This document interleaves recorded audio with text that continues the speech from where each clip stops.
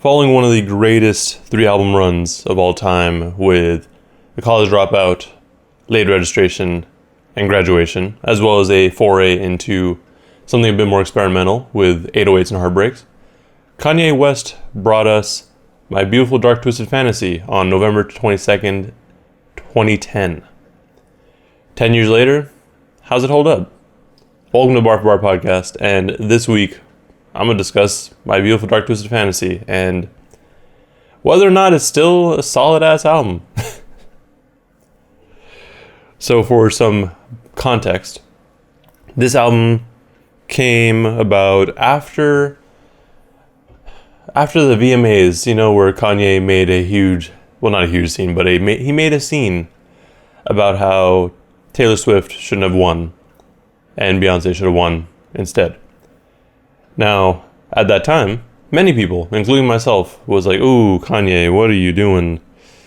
And honestly, that kind of led to a lot of the other things that has been going on with Kanye since, I feel, but that's another thing.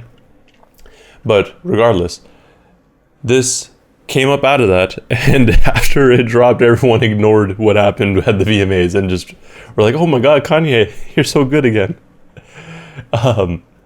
And I mean, that's fine. I mean, if you can separate the artist from their foolishness, that's totally fine. But yeah, the whole process of this album was insane. So I guess the first point to start at is the recording sessions. The recording sessions were in Hawaii, where he tapped in everyone who's involved. So like people like RZA, Rick Ross, Pete Rock, Nicki Minaj, Pusha T, Sci-Hi, just all the usual suspects for a Kanye West album. They were all involved in Hawaii, and there were very strict rules, like no tweeting, no being on your phone, nothing that happens in these sessions gets out until after the fact. So it was really locked down, and what it allowed for was for them all to really focus on the music rather than just talking about, random shit and getting distracted. It also allowed the artist to get into a certain space in terms of creativity and their writing process. So basically it allowed them to really hone in on what they were going to do, because it wasn't really just Kanye orchestrating everything. It was a little bit of everyone putting in some sort of input to this album. So the themes and sounds that you hear are a product of everyone and everyone's involvement. So that's pretty damn dope to me.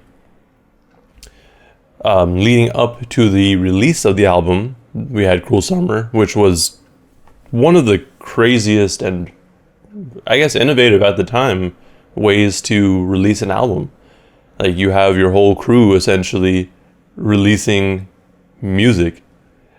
And that's really dope. Like, that's not a thing that happens. Like, if anything, you have artists who will release, 1 or 2 Lucy's before the album, but not every week before the release of your project. And especially not, I was trying to check something, but yeah, no, it's not like it's been done to that extent. Like, the closest thing that I've seen since then has been from, I guess, IDK. So IDK has released, he released Is He Real, and his upcoming album, You See For Yourself, is coming at some point. And in between the albums, he's just been releasing a lot of, like, Lucy's, you could say. And that's cool. Like, it's a good way to keep the fans satisfied. But even he isn't doing it to the same extent as Kanye, where he's releasing every week.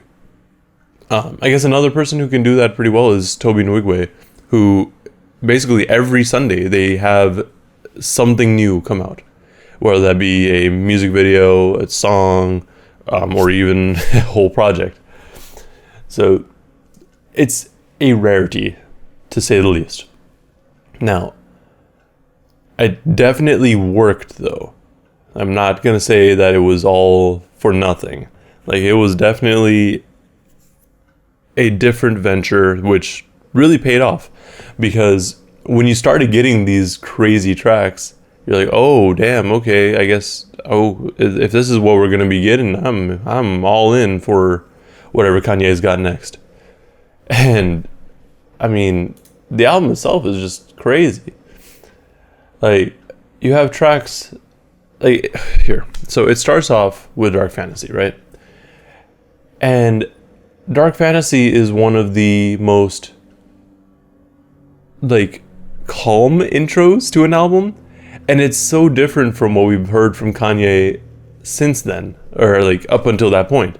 Because up until that point, Kanye was really leaning more towards into the soul sound and soul samples, which, I mean, I believe we did get a few bits and pieces of here, but it wasn't really as obvious as with Late Registration and College Dropout.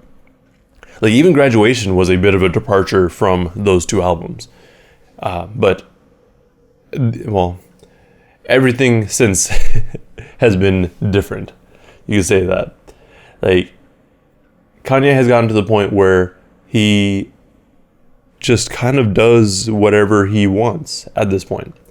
So, I mean, yeah, Late Registration, College Dropout sounded pretty similar. I mean, in terms of the overall theming and samples, like, they have both had more soul-heavy samples. And then Graduation kind of went in a different direction itself. And, I mean, I guess that makes sense because Graduation is probably just a graduation from that particular sound or from old Kanye. But that also led into 808s and Heartbreak, where he took aspects from Graduation, I mean, mainly like the auto-tune and more 808 sound, and basically created a whole album with it. And then with My Beautiful Dark Twisted Fantasy, he just went in a slightly different direction where, yeah, you still have the influences of your previous sounds, but now it's even more so like everything. And I mean, I already was a fan of hip hop at this point, but I know a lot of people did not really care for hip hop until My Beautiful Dark Twisted Fantasy came out. Like, people who would have never listened to hip hop, people who were in the camp of, oh, rap is crap. Like, those are people who, when they listened to this album, were just appalled and, well, so appalled. But they were just so, like, they just weren't ready for it. So when this came out, they were like, oh, shit, hip-hop and rap is a legitimate art. So this was, like, no matter how you feel about this album, and I believe almost everyone likes this album. I don't know anyone who's like, oh, no, this album's trash. Like, even if you are one of those people that don't like this album, you can't disregard that this has a lot of impact on hip-hop as a whole. I mean, not necessarily impact in terms of the music or the sound, but impact in the sense that it brought a lot of ears to hip-hop and brought a lot of people who were naysayers to hip-hop. So that is important in itself. Like, you can't ignore that. As far as the album itself goes, it's a trip. I mean, personally, I like the majority of these songs. Like, as with a lot of albums, it does start to peter off a little bit towards the end part. Like, that's usually where I personally stop paying attention, as much at least. Although those are still really solid songs. Like, those aren't bad songs by any means. It's just that I prefer the other ones. I mean, you have so many songs on here that are just amazing. Like I said, Dark Fantasy is a crazy way to kick off the album, because like, it starts off so calm and peaceful, and it took me the longest time to realize that was Nicki Minaj on the first bit, even though the last line was saying, well, gather around, children, listen. Like, that, I mean, obviously is a Nicki Minaj sound, but like, it just didn't click until like many listens later. And then the beat switch where it's just heavy right away. It's so crazy.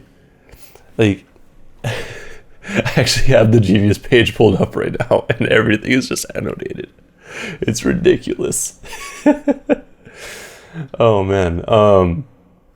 But Dark Fantasy is just a crazy way to start off the album. Like, it's such a misdirect for people because you start off so calm and inviting, and then just boom. This then goes right into Gorgeous, which features Cudi and Raekwon. And I mean, Cudi's, I believe, just on the chorus.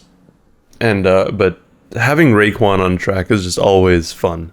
Like, Raekwon, I feel, is underutilized in features sometimes. Like, people tend to forget about him for some reason, even though he's one of the most solid feature artists out there. And then Power. Power is like the one song off of this album that you heard everywhere because it was like a fucking anthem.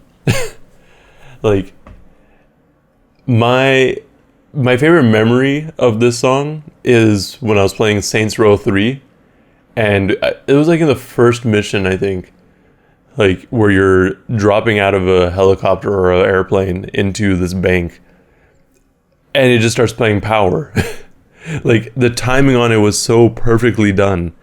Like, it almost felt like Kanye had some say in how it was going to be put into the game. Like, it just fits so well. Like, and it's a great song too, because it actually touches on something important. Like, no one man should have all that power. Like, it's a very it is a powerful song. I don't want to go too into it right now, but because I have other songs to go into. But Power is for sure one of the most powerful songs on this album. Like, it's just so much fun to have that song playing. Like, it is great. Now, that then goes into, what is it? It then goes into All of the Lights, which is another song that I reference on the regular, just because you can always say All of the Lights and everyone knows what you're what you're referencing. And then like, you can always say something relating to lights and someone is gonna start saying, turn up the lights in here. Like, that's just, everyone's just gonna sing the chorus. It's just a thing that people do. At least my friends do that. I don't know about your friends. Like, and then one of the funniest songs to me, Monster. Like, you have everyone on this track. So, like, features, you have Rick Ross, Nicki, and Jay-Z, and obviously Kanye. But, like, everyone on here, other than Jay-Z, is rapping about how they're a monster in their ability, or monster in, like, what they do, or in their music. And then Jay-Z just comes in and starts listing off monsters. Like, I mean, he got to it eventually, but, like, he started off his verse: Sasquatch, Godzilla, King Kong, Loch Ness, Goblin, Ghoul, a zombie with no conscience. Like, come on, Jay. Like, everyone would start clowning on him for a minute just because of that, but he got to the point.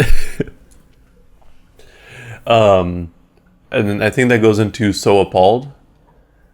Oh, and also Monster was on Cruel Summer, I believe, or it's part of Good Fridays. Sorry, I mixed Cruel Summer and Good Fridays. I meant to say this was all part of Good Friday.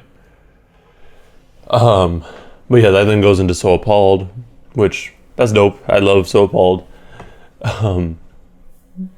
I mostly like it because of RZA, which is just because, like I just like him saying fucking ridiculous. Like, he just has a good voice for that. But, you know, it's a solid ass track too. And oh my god, okay, Sci-Hi needs to get more attention, because Sci-Hi is one of those people who most of y'all don't know. He's just a ghostwriter for damn near everyone. Like, Yeah, like, anyone who has a ghostwriter more than likely uses sci-hi. Like, you think Travis Scott actually wrote his lyrics for, like, Coffee Bean and shit? No, that was sci-hi. But yeah, no, like, I mean, Jay's on this track too. I mean, Swizz Beatz, for me, I mean, his chorus was okay.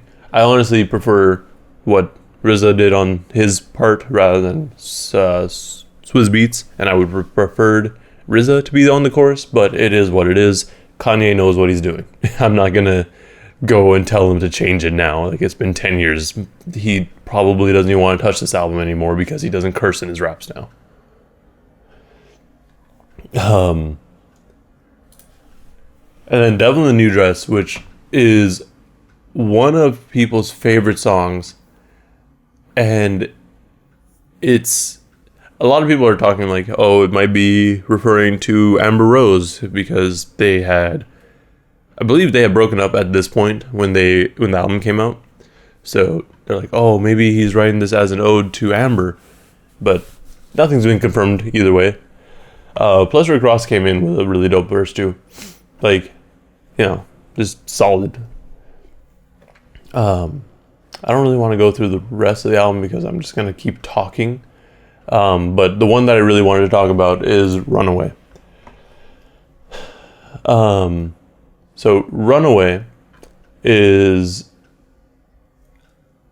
well, one of the longest songs on the album, but it's much more of a proper song than like a rap track, you know what I mean? Like, I mean, so what I mean by that is it's got, like, people can look at it and be like, oh, it has Kanye and Pusha T, and not really listen to the song and be like, okay, well, it's probably just a regular ass rap song. But then you listen to it and it's just a full ass song. Like, it was basically until the 6-minute mark, it was just instrumental, and it was just beautiful. Like, it is a beautiful track, and the video for it is ridiculous. Like, it's just very, very good. And oh man, I just scrolled down to the lyrics comments, and the first one there was from, well, the top one was from 7 years ago, saying this track is really, really underrated. I don't think it's underrated anymore. It's one of people's favorite songs on this album, but more power to you. But yeah, no, like, this is a really dope track. And wow, okay, people are actually talking about how Kanye may have been bipolar here. 7 years ago. But anyways, that was like the main track I really wanted to get to, because Runaway it's an experience, let's say. It kind of takes what happened on the first track, Dark Fantasy, and amplified it, where you have something that's just so beautiful start off the track, and then you get into the rapping, which is still really good. Like, it's not really like a harsh like adjustment or anything. Like, it still sounds really good. Like, here, let's see. Like, it starts off like this whole part. Like, the things that Kanye is saying here, yes, obviously you have to pay attention to them. But I feel, to me, like, the song is really made because of the instrumental. Like, because Kanye could have said all this on any track and people would have been like, okay, cool, whatever, that's fine, sure. But then, because it's on this sort of instrumental, it makes people really want to pay attention, because it's one of those instrumentals that really kind of draws you in because of its minimalism, you could say. Plus that switch at that 6-minute mark is always interesting too. Like, it goes from this sound to, where was it? Like, where the beat breaks again, and it starts doing this. And some people don't care for that part, but I really do like that part because it's like a proper melding of the sample and the music to a vocoder or an auto-tune voice. Like, you're harmonizing, trying to match the sound of that original sample. Like, it's so hard for me to explain it. Like, it just, for me, it just works so well. Now, how well does it hold up, though? This album sounds like it could have came out yesterday. Like, it sounds very crisp. It sounds very new. It doesn't sound at all like it's 10 years old. Like, there are definitely albums that sound like they're 10 years old. And personally, like, I'm the type of person who, when I listen to older albums, I typically know what I'm in for. Like, with albums that came out in 2010, I don't expect a whole lot of context or substance. Just like in terms of what was more generally popular, you could say. Because that was still like in that weird era before, like in between like pop rap and like Kendrick and J. Cole and all them. Like, they were just starting to gain attention at that point. So if it was music that I knew I was going to listen to, typically it would have been something like a Kendrick, or, I mean, I actually did listen to a lot of strange music back then, but there was also, like, you know, just more focus on, for me, lyrical content. But there was also, just a bunch of rap out there without any context. Like, you had Soulja Boy, really popular then. And, I mean, but just as always, though, like, you always have those artists of an era that kind of represent a particular sound. Like, you can, looking forward, you can say, like, oh, well, the 2010s were mostly, well, I guess late 2010s, like 2015 and on, was all trap music and mumble rap. Like, sure, that was a huge portion of it, but there was also a lot of other stuff out there. So it's really hard to say, like, oh, this whole era is this one type of music. But generally, when you go back and listen to music from a particular year, you have that sort of prejudice already. But this album is completely different from a lot of music that was coming out then. I don't really know if anyone else could have made an album like this, to be completely honest. Because Kanye is Kanye. Like, as much as people hate him now, I mean, they've always been kind of hating him. Like, Kanye, low-key, might be a genius in terms of music. Like, because he went and basically isolated himself and made this masterpiece. Sure, I mean, with his recent releases, everyone's been kind of meh. But I think that's a lot to do with stuff happening in his personal life, which we can't really comment on too much because we don't know Kanye like that. I mean, we know what's out there and we know what's been made public, but we can't say that we know everything about Kanye, at least now. But anyways, My Beautiful Dark Twisted Fantasy is an amazing album. It's, what is it, like just over an hour long, and it's just dope. It is a dope project.